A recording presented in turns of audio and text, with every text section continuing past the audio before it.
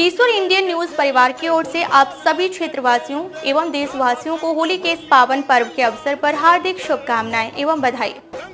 ಜನತೆಗೆ 2025ನೇ ವರ್ಷದ ಹೋಳಿ ಹಬ್ಬದ ಹಾರ್ದಿಕ ಶುಭಾಶಯಗಳನ್ನು ಕೋರ್ತಾ, ಹೋಳಿ ಅಂದ ಕ್ಷಣ ಬರೀ ಕುಡಿದು ಕುಣಿದು ಕುಪ್ಪಳಿಸೋದು ಮಾತ್ರ ಅಲ್ಲ, ಇದು ರಂಗಿನ ಹಬ್ಬ. ನಮ್ಮ ಜೀವನದಲ್ಲಿ ಹೊಸ ಉತ್ಸಾಹ, ಹೊಸ ಹೊಸ ಬಣ್ಣಗಳ ರಂಗಿನ ಜೊತೆ ಹೋಳಿಯನ್ನು ಆಚರಿಸಿ ಹೊಸ ಚಿಲುಮೆಯನ್ನು ಜೀವನದಲ್ಲಿ ಎಲ್ಲರೂ ಪಡೆದುಕೊಂಡು ಈ ಹೋಳಿಯನ್ನು ಆಚರಿಸಬೇಕು.